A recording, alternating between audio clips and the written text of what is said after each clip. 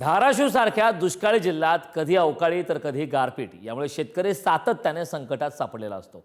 अशातच गेली 3 दिवसात वादळी वाऱ्यासह झालेल्या अवकाळी पावसाने तुळजापूर तालुक्यातील हंगरगा गावातील शेतकरी श्रीकांत हरंगेकर यांच्या 1 एकरावर तब्बल 15 लाख रुपये खर्च करून लावलेली सफरचंदाची बाग ही भुईसपाट झाली।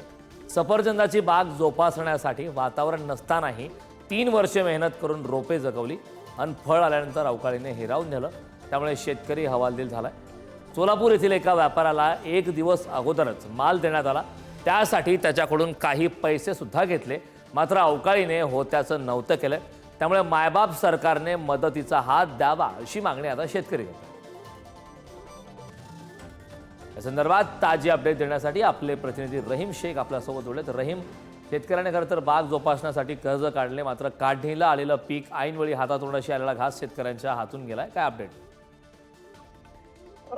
तुळजापूर तालुक्यातील हंगरगा येथील घटना आहे।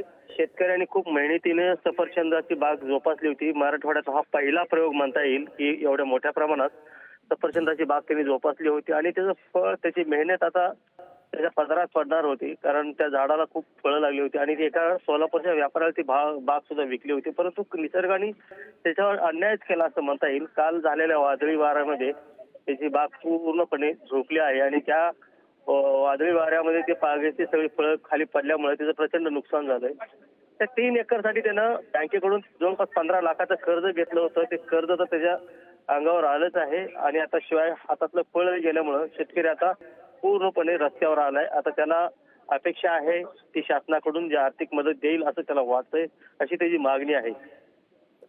नक्कीच रहीम, आगामी काळात शेतकऱ्यांच्यासाठी काय नेमकी दखल घेऊन सरकार मदत करतं हे पाहणं महत्त्वाचं आहे। खूप खूप धन्यवाद या महत्त्वपूर्ण अशा माहितीसाठी।